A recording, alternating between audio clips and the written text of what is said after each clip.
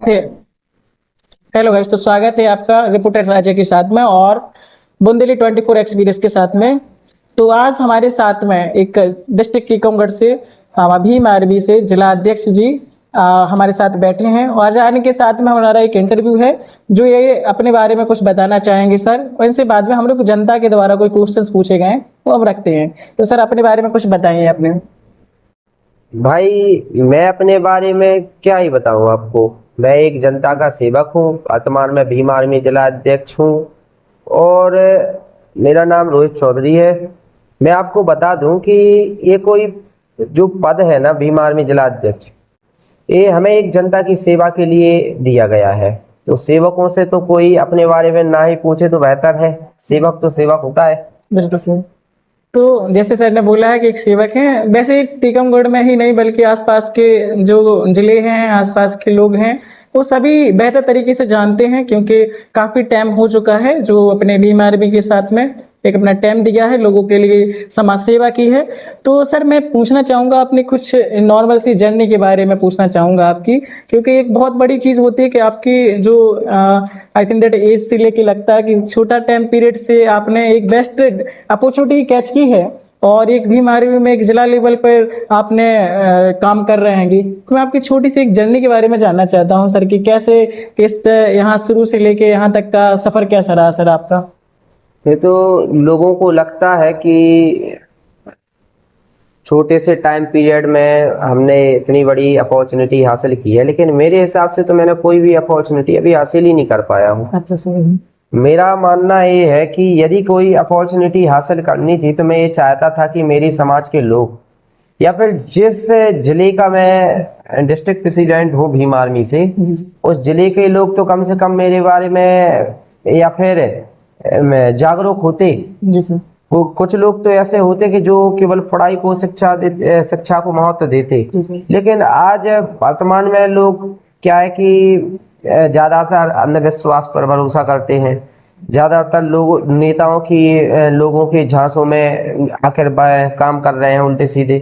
तो यदि मैंने कोई अपॉर्चुनिटी हासिल कर की होगी तो ये हासिल की होगी कि कुछ लोगों ने अपने एक व्यक्तित्व को सुधार लिया हो या कोई सभी लोग विचारधारा को मानने वाले लोग हो जाएं, तब जाके मैं अपने आप को बोलूंगा कि एक मैंने बहुत अच्छी अपॉर्चुनिटी हासिल की है।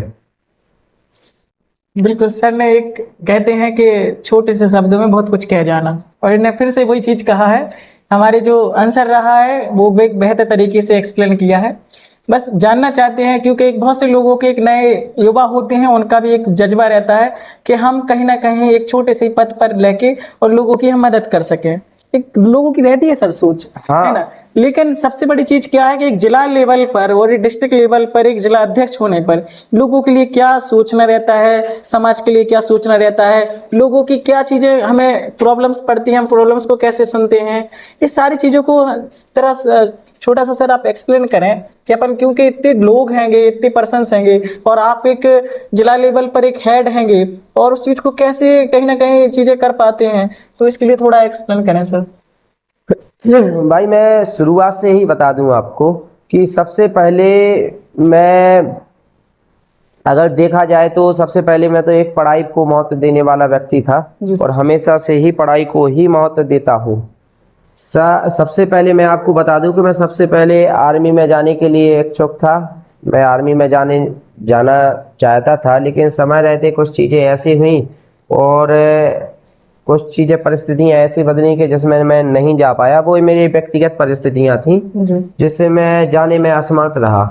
लेकिन उसके बाद फिर जब मैंने सोचा कि जब मैं आर्मी में जाऊंगा तो अपने साथी लोगों को मुझसे प्रेरित होकर मेरे आसपास के गांव क्षेत्र के लोग भी अगर शिक्षा को महत्व देने लगे और यदि वे डेवलपमेंट के और बढ़ने लगे तो बेहतर होगा। लेकिन जब मैंने देखा कि मेरी परिस्थितियों के अकॉर्डिंग मैं वो काम नहीं कर पाया हूँ, आर्मी में सीडीएस की तैयारी नहीं कर पाया हूँ, तब जाके मैंने सोचा कि चलो समाज की सेवा भी एक दूसरे तरीके से मदद ही तो है। बिल्कुल सर। और प्रेरणा भी है। तब जाके मैंने भीम आर्मी में कदम रखा। उससे भीम आर्मी से पहले मैं बीएसपी में विधानसभा अध्यक्ष भी रहा हूँ टीकमगढ़ से। लेकिन जब मुझे लगा कि हमारे युवा एक गलत दिशा में ना चले जाएं, इसलिए मुझे सोचा कि विचारधारा वही है, और बीएसपी में किसी कारणवश मुझे बीएसपी को भी छोड़ना पड़ा, वो निजी कारणवश थे। तो फिर मैंने जब भीम आर्मी को अपनाया, भीम आर्मी को अपनाते हुए जैसे ही मुझे पता लगा कि गांव-गांव में जाते हुए लोगों की बहुत बुरी कंडीशन है, लोगों के साथ मारपीट की जा रही है, हम लोगों को एक जानवरों की तरह रखा जा रहा है, एससी एसटी ओबीसी और माइनॉरिटी के जितने भी लोग हैं इनके साथ ऐसा व्यवहार किया जा रहा है कि मानो ये इंसान ही नहीं हो। जिसमें भाई चंद्रशेखर आजाद जी को मैं शुरुआत से देखता रहा, सुनता रहा। उनको देखते देखते मुझको ये प्रेरणा मिली कि हमें इन लोगों की मदद करनी होगी, और भाई चंद्रशेखर आजाद जी कर सकते हैं तो मैं क्यों नहीं कर सकता हूँ। और भाई ने कईयों बार बोला भी है, यदि चंद्रशेखर हर जिले में पैदा हो जाए तो यहाँ पर अन्याय अत्याचार करना लोग बंद कर देंगे। तो कोशिश यही है कि भाई चंद्रशेखर आजाद जी के नक्शे कदम पर चले और उनको अपना एक बड़ा भाई मानकर उनके दिखाए हुए रास्तों पर चलने का काम कर रहे हैं अभी तो। बिल्कुल सर, सर ने बहुत अच्छे तरीके से एक्सप्लेन किया है, जहाँ तक कि पूरी टीकमगढ़ में जितने भी चीज़ों को कैसे चालू हुई, कैसे चीज़ें रही हैं। और सर मैं जानना चाहूँगा, जैसे इसी बीच के साथ में, जैसे आपने बोला कि बीएसपी में भी आपने जैसे मतलब एक काम किया है विधानसभा लेवल पर, और विधानसभा लेवल पर आपने वहाँ भी अपना 100% दिया है। तो वहाँ पर क्यों सर ऐसा कि मतलब वहाँ और इसमें अपन लोगों ने क्या ऐसा कि क्यों नहीं अपन लोग थोड़ा काम कर सके? ठीक है, बीएसपी में जाना और बीएसपी बहन कुमारी मायावती जी के हाथ मजबूत करने के काम जो मैंने सोचा था, लेकिन मैं बता दूं कि शुरुआत से ही कोई ना कोई पार्टी या संगठन में ऐसा व्यक्ति रहता है जो दूसरों की तरक्की देखने से जलते हैं, पहली बात। और वो हमेशा ये देखते हैं कि कौन क्या गलती करने जा रहा है। चूंकि मैं युवा था और छोटी सी उम्र में मैंने ये सोचा कि मैं बहन जी के हाथ भी मैं मजबूत करूं, लेकिन इस चीज से कुछ लोगों के पेट में दर्द हो रहा था, और कुछ लोग सोच रहे थे कि यदि ये चीज आगे जाएंगे तो वो कुछ करने में, जो कि समाज को बेचने का काम कुछ लोग अपने ही लोगों में से करते हैं, उनको नुकसान होने जा रहा है। फिर उन्होंने साजिश बनाई है, एक बैनर बनवाया था उन्होंने। उस बैनर को ना तो मैंने बनवाया है ना कुछ, लेकिन उस बैनर में मेरी फोटो सबसे अलग लगाई है, बड़ी, कि आप प्रमुख हैं उसमें। और उसमें एक बीजेपी के किसी नेता की, जो कि पूर्व में नेता रहा था बीजेपी में, उसकी फोटो लगा दी और एक अस्पताल चौराहे पर बैनर टांग दिया गया। मैंने एक्सप्लेन भी किया कि भाई ये बैनर मैंने नहीं लगवाया है, लेकिन क्या है कि वो मैनिपुलेट करके बताए, तो उनके साथ सजा भी होना चाहिए। सजा के तौर पर मुझे निष्कासित भी किया गया है। लेकिन यदि उसकी छानबीन कर ली जाए हर बार, तो आज बीएसपी इस स्थान पर ना होती। मेरे हिसाब से लोग वहां पर बिताना चाहते हैं, एक दूसरे को फंसाना चाहते हैं, और लोगों को फंसाने के बाद ना तो उनके ऊपर जांच बैठती है ना कुछ बैठता है, और उनको हटा दिया जाता है। यही कारण भी है मेरे हिसाब से, आई थिंक। इसी वजह से बीएसपी के लोगों को आज बचे होंगे, जो लोग बचे हैं तो वो लोग काम कर रहे हैं, डर डर के कर रहे हैं, वही चीज है। जी बिल्कुल, कहीं ना कहीं हर एक पार्टी, हर एक मिशन अपना 100% देने की कोशिश करती है। हर एक के नियम अलग रहते हैं, ये सारी चीजें नियम को उनने फॉलो किए हैं, और इसी प्रकार से मतलब उनको वहां से निष्कासित कर दिया गया है। चलिए बहुत बढ़िया। लेकिन आज अपॉर्चुनिटी पे जिला लेवल पे बैठे हैं, कल विधानसभा लेवल पे बैठे थे, आज जिला लेवल पे बैठे हैं। ये सबसे बड़ी कहीं ना कहीं एक आने वाली सीढ़ी ही हो। तो उनके साथ सजा भी होना चाहिए। सजा के तौर पर मुझे निष्कासित भी किया गया है। लेकिन यदि उसकी छानबीन कर ली जाए हर बार, तो आज बीएसपी इस स्थान पर ना होती। मेरे हिसाब से लोग वहां पर बिताना चाहते हैं, एक दूसरे को फंसाना चाहते हैं, और लोगों को फंसाने के बाद ना तो उनके ऊपर जांच बैठती है ना कुछ बैठता है, और उनको हटा दिया जाता है। यही कारण भी है मेरे हिसाब से, आई थिंक। इसी वजह से एसपी के लोगों को आज और आज बचे होंगे, जो लोग बचे हैं तो वो लोग काम कर रहे हैं, डर डर के कर रहे हैं, वही चीज है। जी बिल्कुल, कहीं ना कहीं हर एक पार्टी, हर एक मिशन अपना 100% देने की कोशिश करती है। हर एक के नियम अलग रहते हैं, ये सारी चीजें नियम को उनने फॉलो किए हैं और इसी प्रकार से मतलब उनको वहां से निष्कासित कर दिया गया है। हाँ। इसे चलिए बहुत बढ़िया। लेकिन आज अपॉर्चुनिटी पे जिला लेवल पे बैठे हैं, कल विधानसभा लेवल पे बैठे थे, आज जिला लेवल पे बैठे हैं। ये सबसे बड़ी कहीं ना कहीं एक आने वाली सीढ़ी ही होती है। इसके साथ साथ में सर हम आगे का एक क्वेश्चन कहना चाहते हैं कि भीम आर्मी ने 100% अपना हर एक डिस्ट्रिक्ट में दिया, हर एक स्टेट में भी दिया, और आज वो नेशनल और इंटरनेशनल तक उसका पहचान है कि हर जगह पर भीम आर्मी चलती है। बाबा साहब का नाम, अम्बेडकर जी का नाम हर जगह पर सभी लोग जानते हैं, सब लोग समझते हैं। उनके आजकल पढ़ाई को लेके देखें, उनके एजुकेशन डायरेक्शंस को देखें, तो ये वो हमेशा कहते थे, उनका सर एक मूल मंत्र भी होता था। वो क्या होता था सर अपना जो बाबा साहब का? शिक्षित रहो, संगठित रहो और संघर्ष करो। बिल्कुल सर। एक मूल मंत्र रहता है बाबा साहब का कि यदि आप शिक्षा पालेंगे, आप संगठित रहेंगे और आप संघर्ष लगातार करते रहेंगे तो इस समाज में और हमेशा ही सफलता की ओर हमेशा आप तत्पर आगे रहेंगे। इसमें कोई संदेह नहीं रहेगा और इसमें आपको पीछे करने के लिए कि ना तो किसी की हिम्मत रहेगी, ना ही कोई आपको पीछे करने की सोच सकता है, क्योंकि शिक्षा एक ऐसी शेरनी का दूध है, क्योंकि बाबा साहब ने बताया है शिक्षा वो शेरनी का दूध है, जो पिएगा वो दहाड़ेगा और जो पीता है उसको दहाड़ता भी है। आज भाई चंद्रशेखर आजाद जी हैं, उनसे पहले बहन कुमारी मायावती जी हैं, उनसे पहले जो मानवा काशीराम साहब हैं, तो हमारे भाई जितने भी महापुरुष हुए हैं ये शिक्षित रहे हैं और आज वो दहाड़ दहाड़ के जो पूरे मनुवादियों को हिलाते गए हैं वो केवल एक शिक्षा की बदौलत ही तो हिलाते रहे हैं। वरना इन लोगों को था ये टारगेट था कि हम आपको नीचे दबा के रखेंगे, आप हमारे सामने शूद्र हो, आप हमारे सामने उठ नहीं सकते हो, आप हमारे सामने बैठ नहीं सकते हो, आप मूछ नहीं रख सकते हो, आप घोड़ी पर नहीं चढ़ सकते हो। तो इन लोगों के तो पेट में छोटी छोटी सी बातों पर पेट में दर्द होने लगता था। तो आज जो बाबा साहब का मूल मंत्र है उस पर हम उसकी उनकी आइडियोलॉजी पर काम करने के लिए तत्पर तैयार रहते हैं। बिल्कुल सर। तो सर ने बताया जैसे कि बाबा साहब का एक मूल मंत्र था, शिक्षित रहो, संगठित रहो और संघर्ष करो। यानी सबसे पहले हमारा मेन चीज है वो है शिक्षा ज्ञान करना, दूसरा है हम लोगों के साथ में संगठित होना, और तीसरा होता है हमारा संगठन में जुड़ के उसको संघर्ष में वो ले जाना, संघर्ष करना।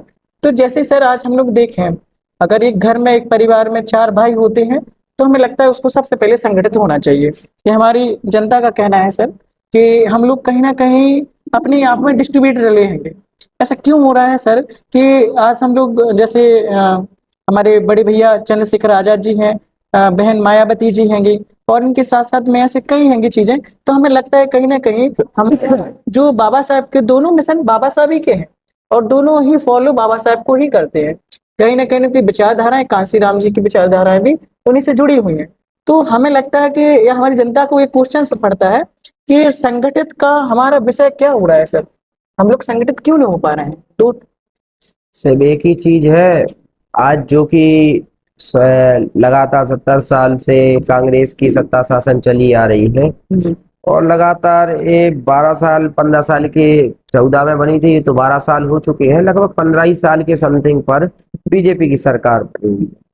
लेकिन सबका एक ही आइडियोलॉजी रहा है कि आप शिक्षित ना हो जाए, क्योंकि शिक्षित रहेंगे तो समझ आएगी, समझ आएगी तो पता लगेगा कि लोग आपको डिवाइड करना चाहते हैं, आपको अलग रखना चाहते हैं, और जब तक वो अलग रखे हैं आपको, आप वो मजबूत है, आप कमजोर हैं। तो सबसे बड़ी बात ये है कि आज हमारे बीच में, वो कहते नहीं है घर का वेदी लंका ढाए, तो मतलब बीच में एक ऐसा व्यक्ति हर घर में रख दिया गया है। उन लोगों की मानसिकताएं ऐसी बना दी गई है हर घर में कि वो ना तो शिक्षित होना चाहते हैं, ना एकता का मूल मंत्र जानना चाहते हैं। तो यही चीज है सर, मैंने अभी बहुत ज्यादा मतलब मैंने भी देखा है, लोगों का एक परिवार होता है, परिवार में एक इंसान होता है जो होता है 50+ यानी 50 साल की उम्र के ज्यादा का, उनका लड़का होता है जो होता है 25 साल और करीबन करीबन 20 साल का।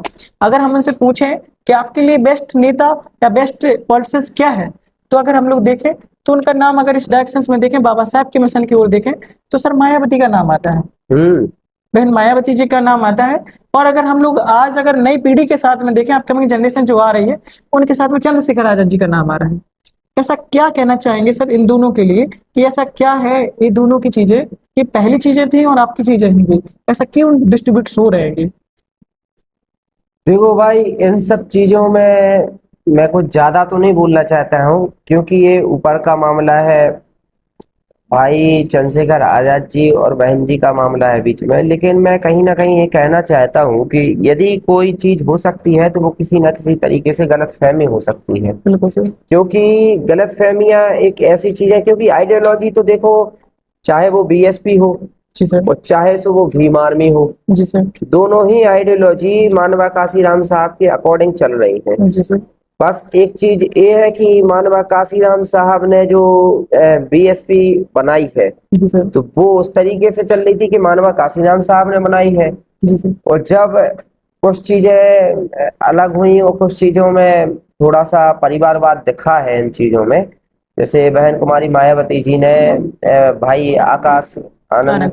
के लिए जो चीजें की हैं, भाई ना तो मायावती जी की वो पार्टी पारिवारिक तो थी नहीं, मानवा काशीराम साहब की थी बनाई, मानवा काशीराम साहब ने थी। जी सर।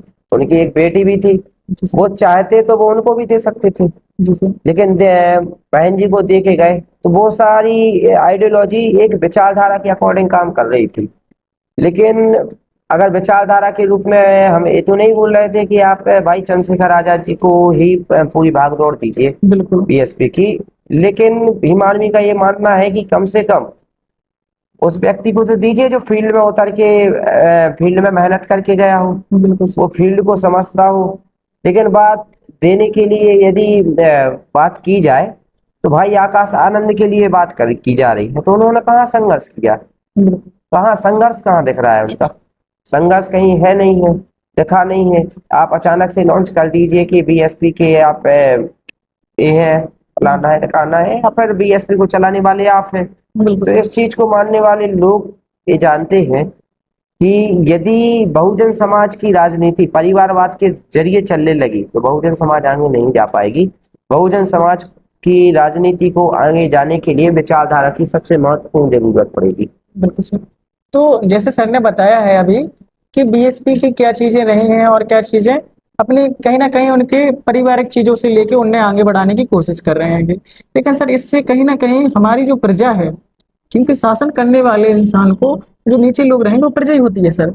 और जो कहीं ना कहीं पड़ती है चीजें, नुकसान तो सर किसे पड़ता है? नुकसान तो जो क्या है, अगर कोई और सत्ता में बैठा है तो वो कुछ और रूल्स बना सकते हैं। लेकिन कहीं ना कहीं हम लोगों के दोनों के मतभेद होने के कारण, नॉर्मल सी प्रॉब्लम्स होने के कारण कहीं ना कहीं हमारी प्रॉब्लम्स समाज को लेके, जनता को लेके तो और बढ़ती जाएंगी सर इससे। तो इसके लिए आप क्या कहना चाहेंगे? जैसे कि अगर आज हम लोग उनकी पारिवारिक समस्याएं होती हैं, चंद्रशेखर आजाद, बड़े भैया चंद्रशेखर आजाद जी के द्वारा होती हैं चीजें, या बहन मायावती जी के दोनों होती हैं, तो इस जगह पे सत्ता पर हम दो लोगों के लिए चुनाव कर रहे हैं। और कहीं ना कहीं आप सोच सकते हैं कि इससे हमारी सत्ता में आने के लिए हमें काफी वक्त लग सकता है सर, है ना? और इसलिए जो कि लगता है कि हमारे जब देखा जाए किसी फैमिली में तो एक पिता होता है जो पिता कहता है कि हम बीएसपी को ही पसंद करते हैं, और एक बच्चा आता है तो बच्चा कहता है कि हम आजाद समाज पार्टी को पसंद करते हैं। तो कहीं ना कहीं हम एक घर में दो और तीन जगह पर हम बढ़ जाते हैं। तो हमारे जो बाबा साहब का जो मिशन है, बाबा साहब का जो मंत्र है, उस मंत्र को हम क्यों नहीं सर फॉलो कर पा रहे हैं फिर?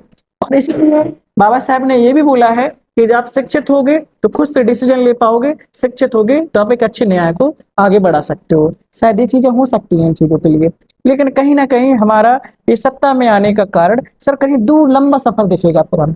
इसके बारे में क्या कहना चाहेंगे सर कहीं? भाई बोला जाए तो बहन कुमारी मायावती दो और तीन जगह पर हम बढ़ जाते हैं। तो हमारे जो बाबा साहब का जो मिशन है, बाबा साहब का जो मंत्र है, उस मंत्र को हम क्यों नहीं सर फॉलो कर पा रहे हैं फिर? और इसलिए बाबा साहब ने ये भी बोला है कि जब आप शिक्षित होगे तो खुद से डिसीजन ले पाओगे, शिक्षित होगे तो आप एक अच्छे न्याय को आगे बढ़ा सकते हो। शायद ये चीजें हो सकती हैं इन चीजों के लिए, लेकिन कहीं ना कहीं हमारा ये सत्ता में आने का कारण सर कहीं दूर लंबा सफर दिखेगा फिर हमें। इसके बारे में क्या कहना चाहेंगे सर कहीं? भाई बोला जाए तो बहन कुमारी मायावती जी के जो समाज के लिए, या फिर बहन कुमारी मायावती जी के जो एहसान है, जी। जो त्याग है, आप इनको तो नहीं भूल सकते हैं। भाई बहन कुमारी मायावती जी जो है, इस देश के लिए अगर कहा जाए तो वाकई में एक देवी समान मानी जाएंगी, बिल्कुल सर। क्योंकि जो उन्होंने समाज के लिए त्याग किया है जी सर। वो भी कोई नहीं कर सकता है। और बहन ने, मायावती जी ने भी बहुत काम किया है, जरूरत से ज्यादा ही काम किया है, समाज के लिए हमेशा खड़ी हुई है और लोगों ने उन पर आरोप प्रत्यारोप लगाए हैं, तो हम उनके काम को नहीं जुटला सकते हैं। लेकिन अगर बात रही जाए भाई चंद्रशेखर आजाद की, तो भाई चंद्रशेखर आजाद के कामों को भी नहीं जुटलाया जा सकता है, मेहनत तो वो भी कर रहे हैं। बिल्कुल। अब कहीं ना कहीं जो इन लोगों के बीच में दूरियां हैं, तो एक ही सीधी सी बात है कि मैंने आपको बताई है, वो है केवल एक के कहीं ना कहीं एक मिसअंडरस्टैंडिंग है। लेकिन सर सॉरी सर, उस मिसअंडरस्टैंडिंग की वजह से कहीं ना कहीं हमारे जो लोग हैंगे, जो कहीं ना कहीं सपना देख के रखे हैंगे कि हमारा भी पर्सन आएगा, कोई हमारा मसीहा आएगा, कोई जो सत्ता में बैठ के हमारे लिए सोच पाएगा, लेकिन सर उनका सपना सपना ही रह जाएगा क्या इसके लिए, या फिर वो सपना कहीं हमें दूर लंबा तो नहीं पड़ जाएगा? ये सर सबसे ज्यादा इम्पोर्टेंस है हमारे लिए। हाँ, सपना देखिए, यदि दोनों ही बहुजन नेता है जी सर। तो सबसे पहले ये मैटर हमेशा ही आएगा, और जब तक हम लोग एक ना हो तो हम लोग तो कमजोर हैं ही। जी सर। यदि कहा जाए कि एक परिवार में पिताजी है, जी सर। उनका बच्चा है, जी सर। बच्चा अलग दिशा में चला जाए, बिल्कुल सर। पिताजी अलग दिशा में चले जाए, जी सर। तो उस घर की एकता तो स्वाभाविक सी बात है टूटेगी बिल्कुल सर। और बिखरेगी। अब पिताजी की वो उम्र हो चुकी है कि वो ज्यादा देर तक या ज्यादा समय तक या ज्यादा साल तक उन चीजों को नहीं संभाल पाएंगे या मैनिपुलेट नहीं कर पाएंगे। जी सर। तो एक ही चीज होती है, या तो पिता जो है अपने बच्चे को हैंड ओवर कर दे कोई व्यापार, या फिर बच्चा उस काम को या फिर कोई भी पिताजी के जो कार्य को बच्चा संभाल ले, भागदौड़ अपने हाथों में ले ले, तभी जाके चीजें होती हैं। लेकिन इस स्थान पे यदि देखा जाए तो यदि जब ऐसा हो कि पिता अपनी अलग चीजें करने के लिए तैयार है, वो कोई कॉम्प्रोमाइज नहीं, और बच्चा अलग चीजें करने के लिए तैयार है, वो भी कोई कॉम्प्रोमाइज नहीं रखते हैं, तो कहीं ना कहीं मैंने माना है कि जब छोटे बड़े का बात की जाए तो छोटे को हमेशा ही पहले बात रखनी चाहिए, लेकिन एक चीज और भी रखनी चाहिए, बड़े को हमेशा बड़कपन दिखाना चाहिए और कोशिश करनी चाहिए कि इनकी सारी गलतियां माफ करके हमें इसको अपने साथ रखना चाहिए, तभी वो बड़े का बड़कपन होगा और छोटे की मर्यादा होगी कि वो आपकी कितनी सम्मान रख रहा है।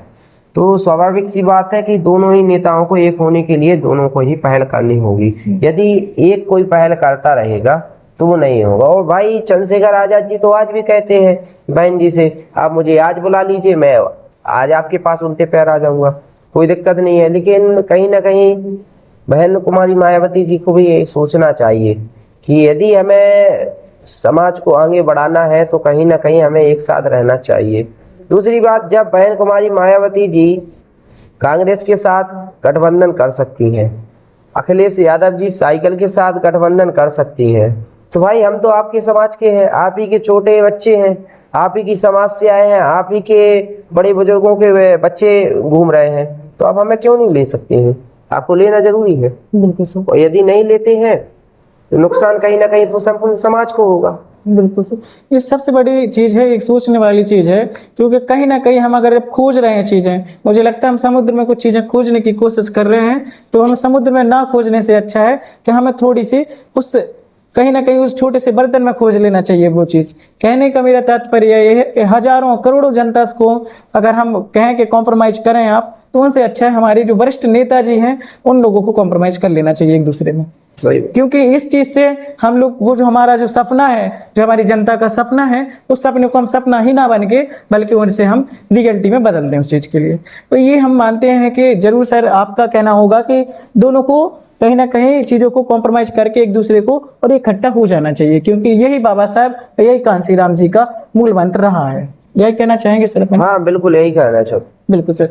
तो बहुत बहुत बढ़िया सर, ऐसी चीजें हैं कि आने वाले टाइम्स में बहुत सी चीजें रहेंगी सर। आगे चल के हमारा जो क्वेश्चन है वो है कि आज के समय में सर भीम आर्मी की सबसे बड़ी प्राथमिकता क्या है? भीम आर्मी की जो सबसे बड़ी प्राथमिकता है, एक समाज में एकता का अभाव जगाना, समाज में एक शिक्षा का अभाव जगाना, और तीसरी चीज जो कि हमेशा से ही चली आती रही है हमारी समाज पर हमेशा से अत्याचार, अन्य अत्याचार होते रहे हैं। उन अत्याचारों को कम करने के लिए, क्योंकि मेरा मानना ये है कि जो भगवत गीता में, क्योंकि मैं थोड़ा बहुत नहीं, बहुत ज्यादा मैं ये मानता हूँ कि कहीं ना कहीं परमात्मा या भगवान होते हैं। जी सर। और परमात्मा में या भगवान जो होते हैं वो प्रकृति की देन है, और प्रकृति ही को बोलते हैं भगवान। तो मेरा मानना ये है कि जब कोई व्यक्ति किसी के साथ गलत करता है तो सहने वाला भी उतना ही बड़ा आरोपी माना जाएगा, और करने वाला भी उतना ही बड़ा आरोपी माना जाएगा। क्योंकि यदि आप आज सह लेंगे तो कल वो व्यक्ति अपने आप को बलवान समझ कर कल किसी दूसरे पर भी करेगा। तो भीम आर्मी का एक मूल मंत्र ये भी है कि भाई यदि हमारे ऊपर कोई भी अन्य अत्याचार होगा हम उसको सहन नहीं करेंगे, अपनी आवाज को उठाने के लिए हमेशा संविधान के दायरे में खड़े रहेंगे। बिल्कुल, ये सबसे बड़ी चीज होती है। एक आता है नरम दल और एक आता है गरम दल। तो यही चीज होती है कि जैसा न्यूटन का थर्ड नियम लगेगा, ऐसी चीजें होंगी कि भाई जैसा करोगे वैसा पाओगे आगे चल के। तो दूसरी चीज हम ले लेते हैं कि हमारे जो भीम आर्मी का जो काम है, जो काम करने का तरीका है, उस तरीके को हम लोग अच्छी तरह से समझ चुके हैं ये कि कैसे कैसे काम करने का रहा है। अब जानना चाहते हैं सर कि हमारे जो युवा नेता हैं या युवा लोग हैंगे, युवा जनरेशन है, उसके लिए आपका क्या कहना है? क्या उन्हें सुझाव दे देते हो, क्या संदेश देना चाहते हैं? सबसे बड़ा यही सुझाव है कि भाई जो युवा हैं, जो पढ़ने लिखने वाले लोग हैं, वो अपने अच्छे से पढ़ें, ज़्यादा से ज़्यादा कोशिश करें कि अच्छे से बड़े पद पर जाएं। क्योंकि हमारे लोग जितने बड़े बड़े पदों पर जाएंगे उतने ही ज़्यादा डेवलपमेंट में आएंगे, उतने ही ज़्यादा सफल होंगे और लोगों को प्रेरणा मिलेगी। दूसरी चीज़, कुछ लोग व्यापारों में भी स्थापित हो, क्योंकि हमारे लोग व्यापार में नहीं है, और कहीं ना कहीं यही सबसे बड़ा कारण है कि आज हम लोग सभी लोगों से, जो अपर कास्ट के लोग हैं, हमें दबाने का काम कर रहे हैं। तो वो कहीं ना कहीं मजबूत है हमसे, पैसे से भी मजबूत हैं और तमाम प्रकार की चीज़ों से भी मजबूत है, प्रशासनिक रूप से। तो कहीं ना कहीं हमें मजबूत होने के लिए आसपास के सभी लोगों को यही प्रेरणा देना चाहिए कि आप शिक्षा पे ध्यान दीजिए, और दूसरी बात अपने हक अधिकारों पर ध्यान दीजिए, और तीसरी चीज़ है कि हमें व्यापार पे भी ध्यान देना चाहिए। और हमें उन लोगों का, जो अपने साथी लोग व्यापार में कोई हाथ बटाते हैं या फिर कोई व्यापार खोलते हैं, तो मैं तो हमेशा एक चीज़ें करता हूँ कि आपका ज़्यादा से ज़्यादा प्रमोट हो और अपने लोगों का व्यापार ज़्यादा से ज़्यादा डेवलप हो। बस यही चीज़ है। और आने वाले समय में हमेशा हर व्यक्ति को मैं वो व्यापार के लिए हमेशा ही आगे बढ़ने के लिए बोलूँगा, और वहाँ पर जाकर उनका ऐड भी करने की भी ज़रूरत पड़ी तो ऐड भी करूँगा। लेकिन कोशिश यही करूँगा कि लोग ज़्यादा से ज़्यादा व्यापार में भी स्थापित हो, अच्छे तरीके से, मजबूत रूप से। बिल्कुल। तो जैसे कि सर ने अभी बहुत अच्छा डायरेक्शन दिया है कि हमारे लोगों को पहला चीज है वो शिक्षित होना, दूसरा है हमारे लोगों को कि हमारे लोगों को व्यापार की ओर भी ले जाना, तीसरा है हमारे लोगों को एक सबसे बड़ी चीज होती है एक डायरेक्शन देना। और डायरेक्शन देते हैं कहीं ना कहीं, उसे विशेष चीजों को हम लोग बोलते हैं कि भाई इस चीज को हम लोग अच्छी तरीके से करते हैं, और कोशिश हमने हमेशा बरकरार रखी है। तो अब मैं ये जानना चाहूंगा सर कि सबसे बड़ी चीज होती है शिक्षा, और शिक्षा के लिए हमारे मिशन ने क्या क्या काम किए हैं, क्या क्या चीजें की हैं, लोगों के लिए क्या चीजें हैं।